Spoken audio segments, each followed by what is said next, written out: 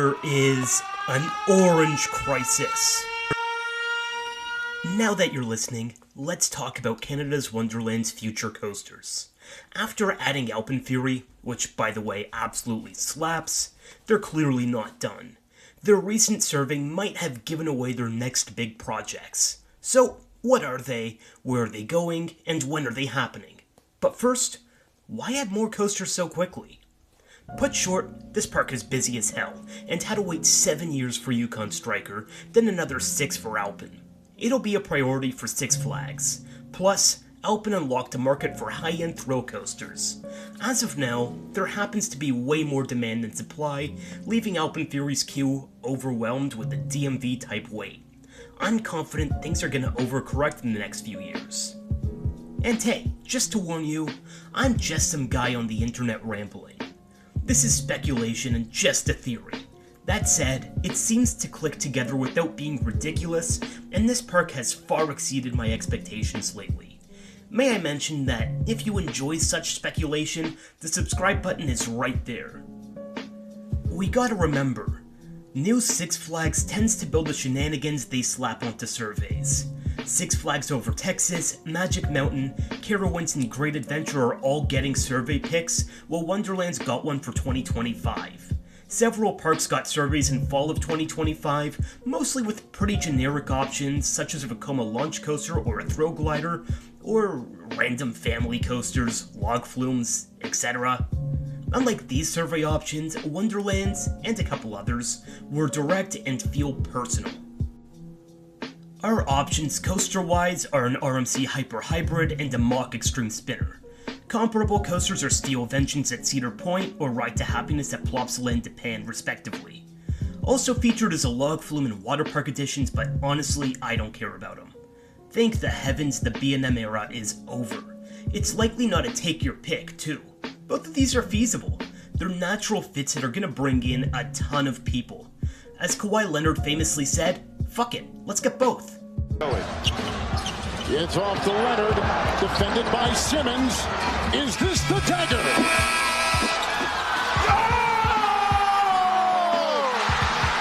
Let's start with the RMC.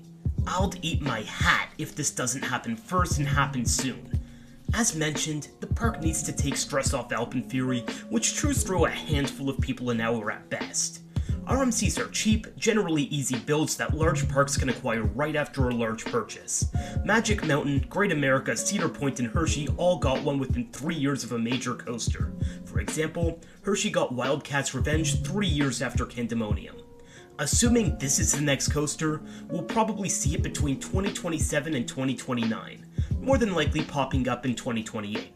Wild Beast's plot is almost too good to pass up on here. I know the rumor is Kingswood. For reasons we'll get into, it doesn't make a lot of sense to me.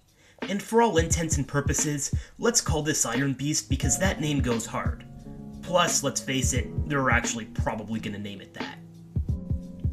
Speed City and Wild Beast are both living on borrowed time, and would give Iron Beast its own, somewhat secluded plot of land. There's enough room to build a hyper here, with more than enough space to hit that turnaround.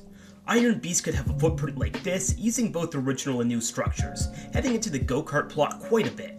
A new ground-up lift hill is a must and could hit 210 feet. In general, Iron Beast feels like a terrific fit here, where it doesn't have to interact with anything and should pair with Leviathan really well. Unlike other areas of the park, Medfair is put together. It looks great, and every park owner has put in good rides. It just happens to be that many of them are reaching their expiry dates. Aside from Speed City and Wild Beast, Drop Tower, Riptide, and maybe even the Bat might be on the chopping block. Iron Beast would be the best possible replacement, really giving this something special.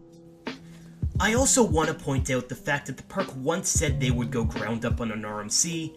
That was a long time ago, things change, and Wild Beast probably came onto the chopping block pretty recently. Assuming it's even on there. Again, speculation. That's gonna be the common theme about this. Okay, let's carry on. What about the spinner? Let's go over Action Zone for a quick minute. What's here? Behemoth and Backlot are staples, but they're kind of secluded.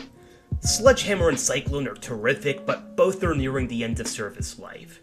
Do you really see him extending Sledgehammer's lifespan? I sure don't. Time Warp. Thank the heavens! That thing was ripped out, and Flight Deck is allegedly getting new trains. In the same way O.J. Simpson is allegedly a murderer. I mean, we all know it's happening.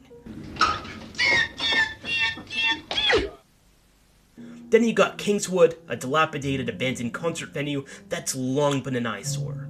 Fun fact, the old Vortex trains from Kings Island are here. The easy call is to say an RMC goes here and that's kind of it, you call it a day. If that's what you think, sure, but you're not thinking big enough. This area is huge, it's 270,000 square feet on its own. Well, what if we toss in Time Warp and Flight Deck's queue? Suddenly, we have an extra 94,000 square feet of land to work with. But again, not thinking big enough. Sledgehammer and Cyclone are getting old, and you open up this entire area by moving or removing them. Suddenly, we can expand Action Zone into an area almost the size of Waldemure's Dry Park. That would be paired with a retheme because let's face it, this area does not look that good as is.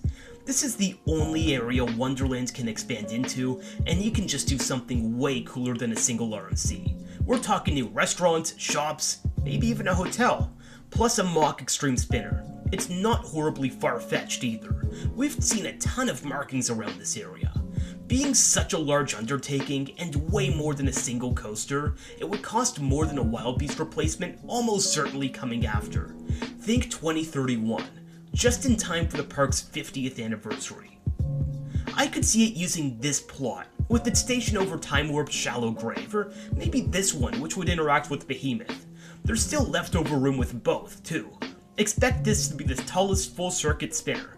Maybe it hits 150 feet with an upside-down launch? Or what about a Pantheon-type layout on a spinner? When the dust settles, this could truly be one of the best coasters on the planet. Well, any of these could be. To end it off, the years of waiting, and don't laugh at this, 6 or 7 years for a new coaster are probably done. If Wonderland double dips in a short time span, paired with renovations to current coasters, it could quickly be on the level of the Hershey's and Cedar Points of the world, if it isn't already. The park's golden age has officially begun. Welcome to it. To end, I was gonna do an impression of Gilbert Gottfried, but instead I'm just gonna tell you to like and subscribe, or leave a hateful comment. You know, I'm old enough to remember back to simpler, more innocent times when the worst thing you'd hear about the news was hijacked jetliners flying into buildings. Oh, now, Gilbert, you're going to get into trouble again.